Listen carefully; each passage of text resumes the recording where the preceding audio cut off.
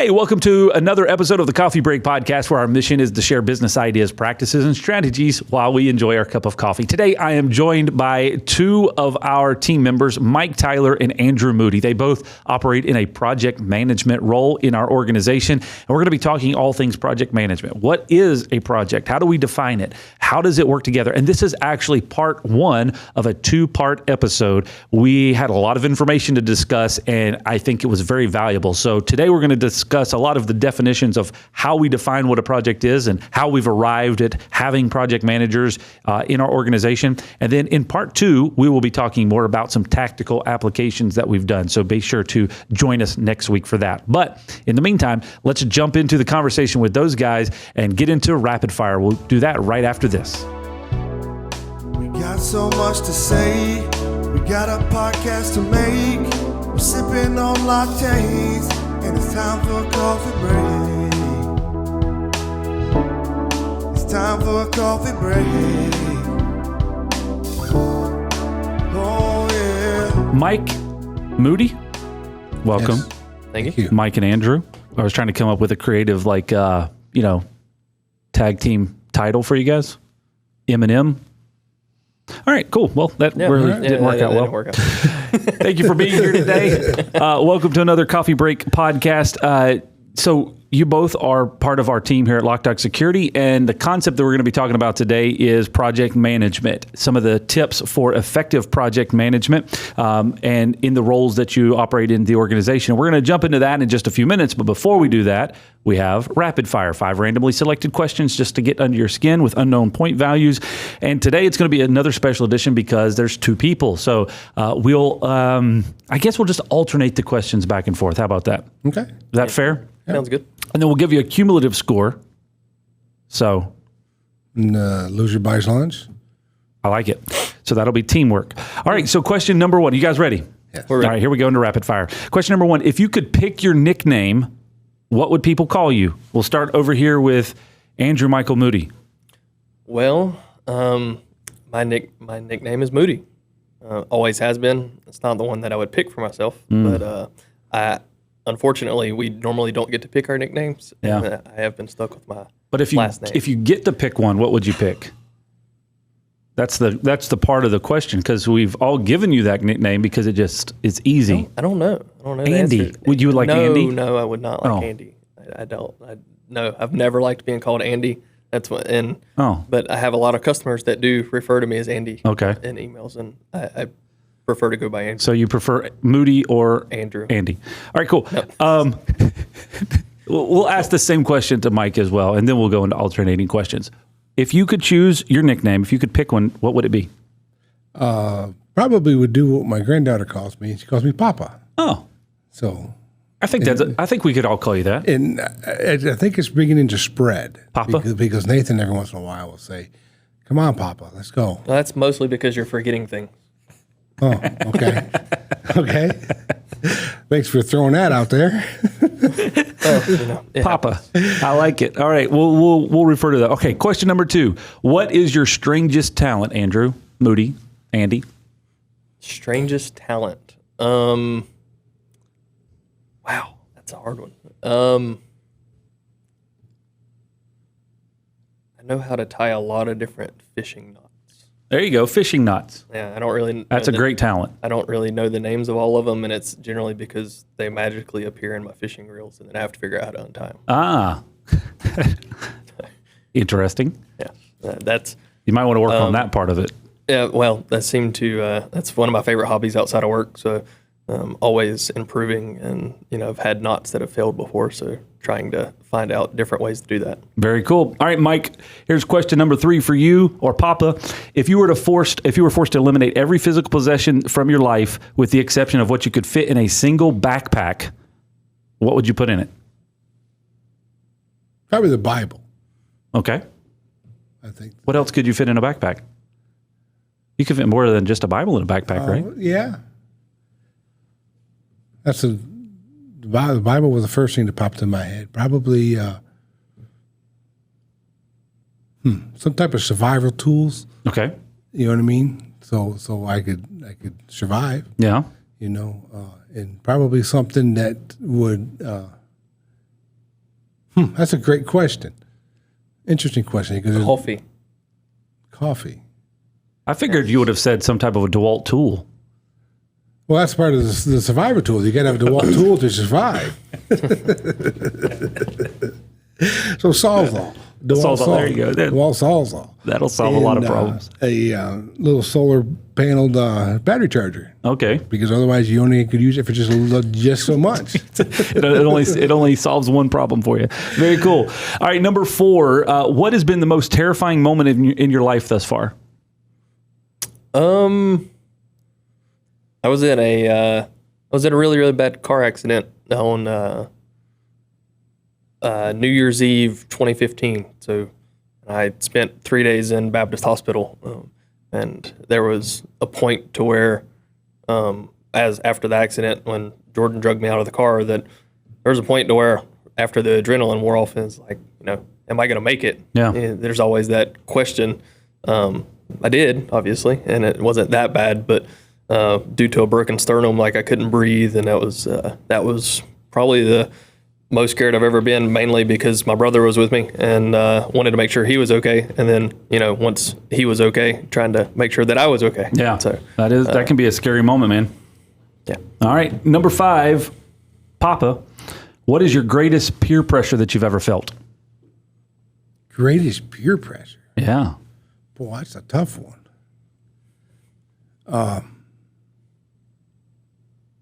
I don't think I've ever really experienced a lot of that because it never really bothers me that much Okay. about peer pressure. Yeah. I try to meet up to everyone's expectations, but I can only got so much ability to do that. So peer pressure.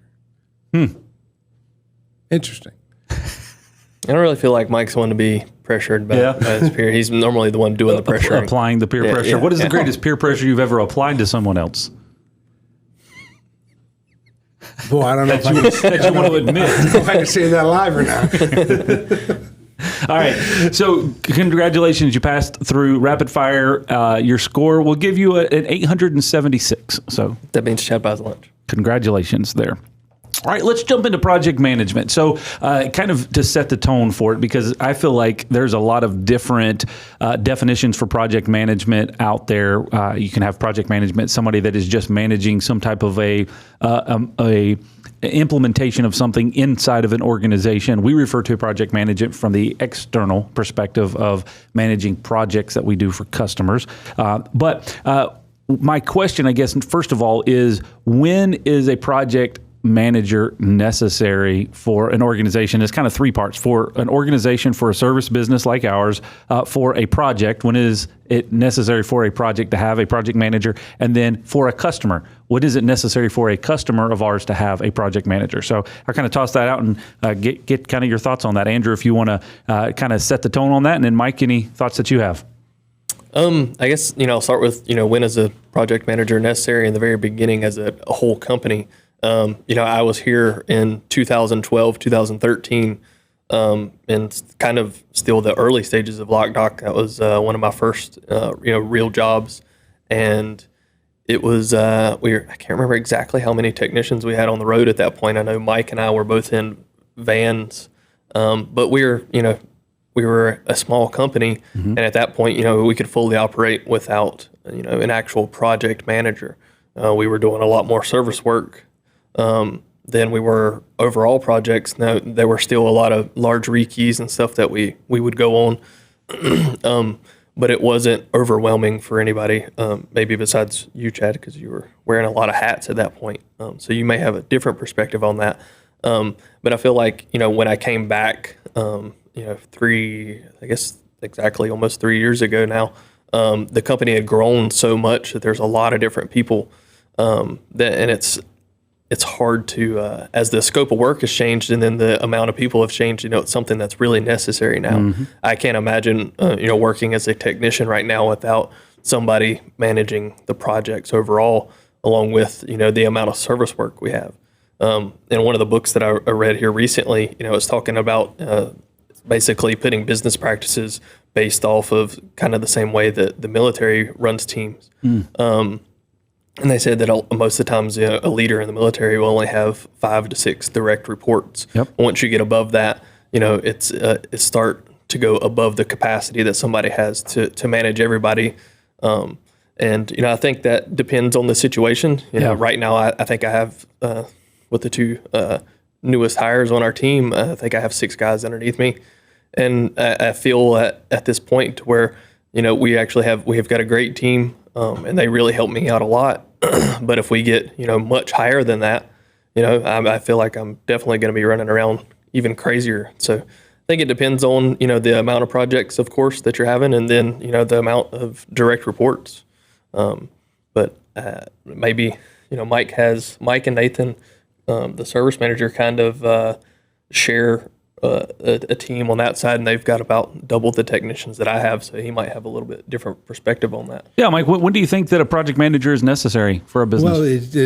Well, when I was on a van, I can remember I was getting excited about a 75 to 100 cylinder rekey. Yeah, and really being excited about that, high fiving throughout the office. And now we're up to 500-600. We just completed a 2,000 cylinder rekey. Yeah. So as the projects have grown, we've really needed the project management role to do a lot of prep work for the technicians. So a project manager is really needed in that avenue to organize, and it's also very helpful because you asked about the customer's point of view, is to have that one contact other than somebody in the field to just kind of relate everything and to get the groundwork laid out and everything, because the technicians are doing service work and other projects. Sure. And it just kind of helps the process go along with organizing and everything. I remember when I was on a van, with the smaller projects, it was a lot of that was done by the technicians. But the way we've grown, the way the projects have grown, that's not even feasible now. Sure, yeah. To pull people off. So I would say, or maybe ask the question: do you think that a customer, when they're dealing with a project manager, gets a level of consistency versus maybe they're going to have different people on the job site on a regular basis, but does it provide them a level of consistency from a communication standpoint? Yeah, it gives them that one common face, one common number, that one person that no matter what technician's on site, if they have a concern, they can just contact that one person and say, hey, this is my situation. How can we adjust it? Yeah. You know what I mean? In being in the role that me and Andrew are in, we're able to make those decisions on those projects to satisfy the customer and make life easier for the technician and still be able to maintain what we need to do as a company at Loc-Doc. Can you copy this key? That's a question we get asked about 3,422 times a year. And how can you actually be sure that the person who asked that question is supposed to get a copy of that key? Well, we think you should always know who can copy your keys to your business and your home, because it could be your neighbor, an old employee, a contractor, or even worse, your mother-in-law. At Loc-Doc Security, we believe in protected key systems, so you always know who has a copy of your key. To find out more, visit locdoc.net or stop by our Charlotte location. Loc-Doc Security, helping you protect your people and your property.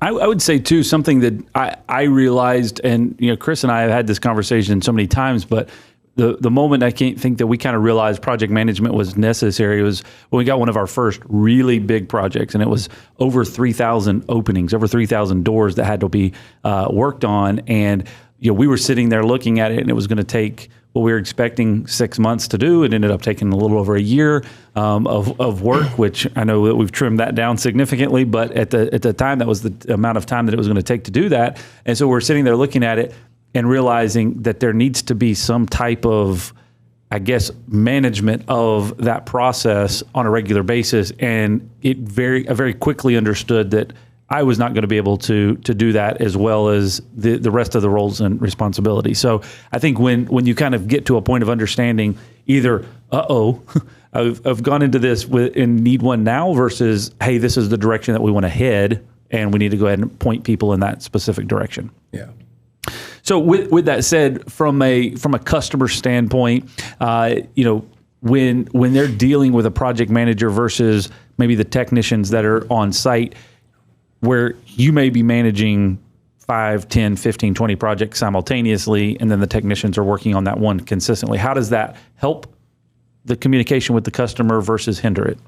I feel like it gives the customer a comfort level. Even though that I may have 10 projects going on at once, it's still something that on a daily basis I'm giving that customer the attention that they deserve. And with my guys, I kind of split them up into different teams, and at some point, one team might be on a project, and then each one of our technicians has a different skill set. So, some technicians are better with, on my side on programming, where some are better with hardware. So, and I try to make that run as efficiently as possible. So it might be that we have a couple of guys on this project at one day, and then we switch teams and bring in a different team. So giving that customer, the same face every day, like Mike said earlier, me staying in direct contact with them, I feel like it provides that comfort. That they know that they have a direct contact, and it, just because, it might be a different technician there that day and they don't exactly have a relationship with them, but they've been in contact with me. Gotcha. So, Michael, so Andrew just said the efficiency word. What does that mean to you from a project management standpoint as we've kind of instituted this, because you've been part of forging that department and that role? What has that meant to you from creating some efficiencies for our customers? So the efficiency of our company is very important and becoming more and more important. When he was just talking there, I was thinking about a project that we have where both of our teams are needed, and for us to work efficiently on the backside to make sure we have the proper technicians, whether it's an access technician or a locksmith technician or a door technician, to coordinate all that on the backside, so the customer will have a better product at the end of the day. So the doors are put in first, and then the locksmith is put in there, and then the access team is put in there. Yeah. When we have multiple levels of work on a specific project, that's all done in-house before we take it out to the project itself. So focusing on having the right team members there at the right time, having the right products and materials there at the right time, and having the customer aware of our scheduling and visibility at the right time is kind of the key components that you guys are working on. Okay. So from a customer's perspective, so you're talking to any of our customers and explaining the difference. I'm interested in understanding, how do you define or how do you determine what a project is versus standard service? That's a question that comes up a lot amongst us, and we laugh about it all the time. It's in Mike and I's office, we have a whiteboard in there, and the question is wrote on the board: what is a project? Yeah. And our answer has been, it's something that a project manager needs to know about, and that is a very open-ended answer to that. And it's something that Mike and I, we balance it on a daily basis, because we have our hands in service, we have our hands in project, and we haven't got a great definition for that. I mean, definitely, projects, of course, are going to be something that requires prior planning. It's not just drop the ball and let's go get some service work done. It's something that we're planning ahead of time. We're ordering parts. Most of the time it's been quoted. It's generally going to be at least, a day or more. It could be several months. It just depends. So we kind of take it, as each job comes and look at it. And Mike may have a little bit better definition, but mine's just kind of, if it's something that I need to be worried about or knowing about or helping plan, that's when I take it on as a project. Exactly. Whether it's a service call, You know, we have multiple service calls that turn into projects, and a lot of that has to do with our because we're striving to make our customers satisfied. Yeah. So if we need to step in to assist in product identification, just something as simple as that, but it can be very complex because we use a multiple product line. So it really the team really relies on us to assist in that. Yeah. So to define a project to be a project is hard to do. Sure. Because we do a lot on both the service side and the project management side. And Andrew was talking about earlier about me working very closely with the service manager. Yeah. And we work very well together because we use a lot of the same technicians for both projects and for service work. Yeah. So we have to work hand in hand in order to get everything accomplished to make our customers as satisfied. So a project can be, I know you guys have rattled this around so many times, it's not necessarily a cost, it's not necessarily a length of time, it's not necessarily the people or personnel that are on it, it's just something that needs some additional support at some level. Yeah, it kind of, we have our project handoff meeting every Thursday, and that's, when we, if we discuss it in that meeting, we've already deemed that it's a project. But there's some that don't come through that meeting. They don't always come through the sales funnel. Sure. That, we can, from experience, we can look over jobs that are in the system and say, hey, there might be something to this that we need to, double check beforehand. And that's why we look over service calls along with the day-to-day projects, because we can catch a lot of stuff before a technician goes on site and try to make it more efficient. And that's that E word that Mike and I, we strive on efficiency. That's, it's something that we really, really work on every day, is trying to make processes better. So. And I want to come back to the efficiency part of things, of how we kind of measure that, of how we measure, time on site versus all the other things. I want to kind of talk about that, and I really want to come back to the project handoff meeting that you just talked about. But I've got a couple other questions to kind of build towards that. What would a customer expect differently? I'm trying to read my notes here. How would a customer expect different communication from a project during traditional service or standard service? Generally on a service call, our general rule of thumb is that when a technician gets his service schedule, if that technician is running a service for the day, they're responsible for contacting their on the site contact, or maybe they won't be on site, but whoever the job contact is, at least 30 minutes ahead of time before they go. Prior to that, the service manager may have already reached out and scheduled these jobs. One of us may have reached out and scheduled the jobs. And then we kind of hand it over to the technician, and give them the responsibility. Whereas a project, it can be passed on through the account managers and then to the project managers. And we are the main contact until one of the technicians is going on site. Gotcha. And it varies. Sometimes I will be on site for the beginning of a project and meeting and introducing the technician to the contact. Sometimes the technician is going on site to begin the project and is meeting the contact. So it just kind of varies on a job to job basis. What do you think, Mike? What would a customer expect different communication for traditional service versus a project? Well, it obviously depends on the size of the project, but a lot, if it's a larger project, a lot of times the customer is reached out to at a much earlier time basis than the service call is. Sure. So it works well for the customer to get that communication, because we try to communicate in the best way possible. Yeah.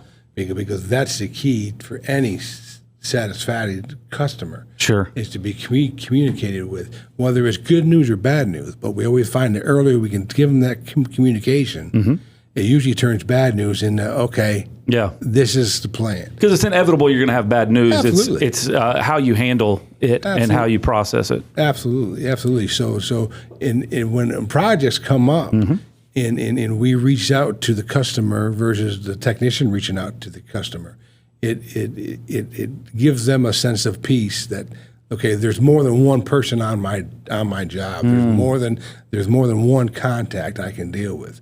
So if they have a big project and the technician is in a spot where they don't have signal, they can always have a different person to reach out to and say, hey, I have a concern about this, or this is working very well, so let's duplicate it. You know what I mean? Gotcha. That makes sense. So I want to ask you this, because one of our core values with the organization is consistent communication. What does that mean from a project management standpoint? How do you take that value and apply it on your day-to-day processes? I think it's, when it comes to projects, I think it's really one of the number one core values. I mean, all of our core values, consistent communication with a project is very, very key. And for one, giving the best customer service possible, and two, making it efficient. That way everybody's on the same page, because if the technician's on a different page than I am, and then the customer's on a different page than, Loc-Doc is, then there's going to be something that happens at some point that's going to cause inefficiencies throughout the project. So consistent communication is key to us winning on a project for the customer and for ourselves. Gotcha. Mike, what do you see that? So if you kind of turn that around and you look at it as communicating consistently. So you're constantly communicating the project, whether you're waiting for products to come in, there's a deadline that the customer has to meet. So the product coming in is a very, very important for our project. And to be able to plan that out and communicating consistently with the customer exactly deadlines and delivery dates and that type of thing. It really puts them at ease when they know, okay, I've got 3 weeks to do this. I'll have the parts a week and a half prior to this. Yeah. And they're going to be right on top of it to install it. I think one of the key things, too, with the consistent communication is that you're communicating the same information across the board. So that whatever you're communicating, maybe the technician on site is communicating the same thing. Maybe if they call and talk to customer success, they're getting the same information as well. So I guess I want to start with you, Mike, on this one, just because you were helping form the project management department and role when we started. But what were your expectations of the project management role versus the actual realities that came about? Well, I was in a prior company where I was in a project manager role in the construction field. Sure. So I was really leaning on a lot of that when I started, that experience. And found out quick that that's completely different now than it was at that. What was different about it?